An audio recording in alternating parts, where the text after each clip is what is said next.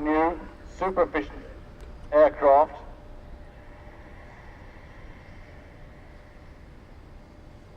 How about that for a departure? Very pretty aircraft.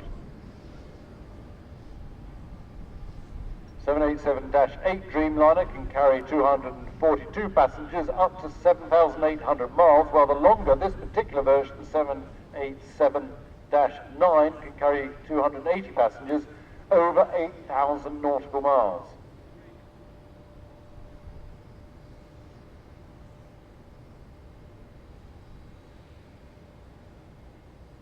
This aircraft uses something like 20% less fuel than today's similarly sized aircraft.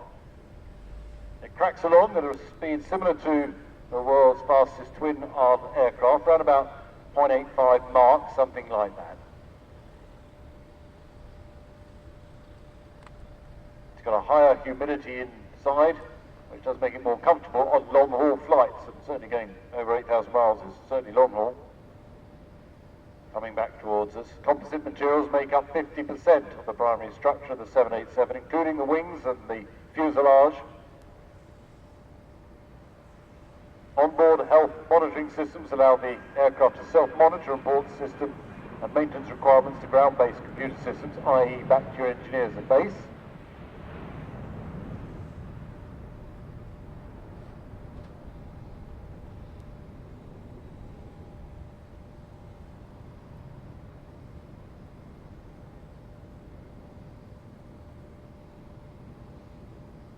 Boeing launched the 787 program in April, 10 years ago, with a record order from All Nippon Airways. 60 customers from 6 continents of the world have placed orders for more than 1,000 aircraft, valued at more than $240 billion.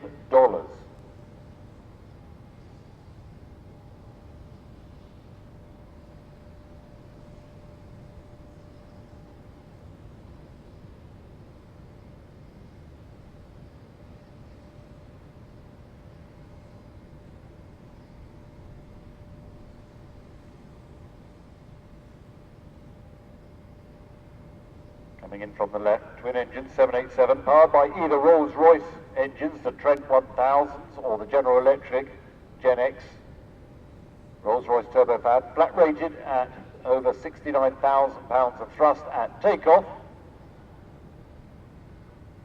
And she's quiet, that is graceful.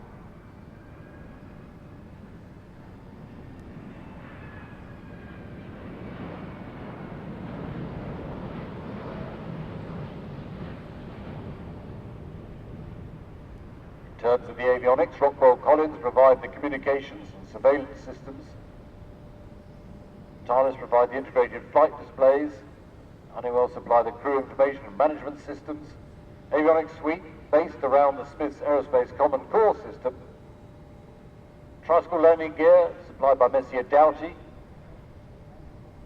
Brakes, Messier Bugatti or Goodrich. So you can see how many companies are all involved in bringing this sort of airliner together. Gear down. Runway lights are still on, so we're going to get a flyby with the gear down, unless he's not using the long runway here at Farnborough. Really designed to be a replacement for the 767. And indeed, I remember the 75 and 767 being unveiled here at Farnborough many years ago, and this is the replacement. I guess that looks like a landing run, so he's not asking for the long landing run here at Farnborough. Coming in over the Swan, gracefully down. And compared with the earlier 767, the weight reduction, advanced aerodynamics will offer 17% reduction in fuel burn, which is really significant. Oh, a touch and go. Hence why the runway lights weren't off, because only doing touch and go. What's the difference between landing and touch and go landing point? Not a lot. And there we go. Don't often see airliners do a touch and go. Circuits and bumps. Unless it's raining, then it's a splash and a dash. Now the runway lights are off. So downwind to land. And that was remarkably quiet, wasn't it? When power came on the effectively touch and go on the go route, it was remarkably quiet.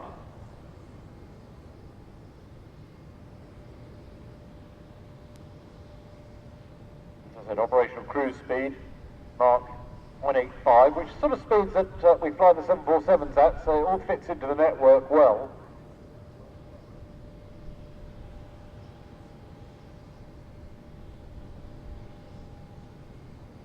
This variant, the Dash 9 variant, represents a 20-foot fuselage stretch and a 6-foot span increase when compared to its younger brother, the Dash 8. Boeing has also taken orders for VIP versions of both Dreamliner models.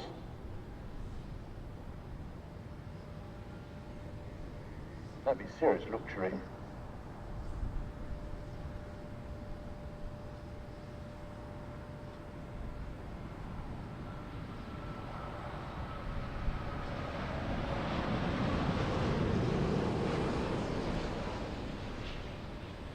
And there she is, settling down. And we can tell it's landing run. The spoilers are out on the top sets of the wing to kill the lift. The reverse is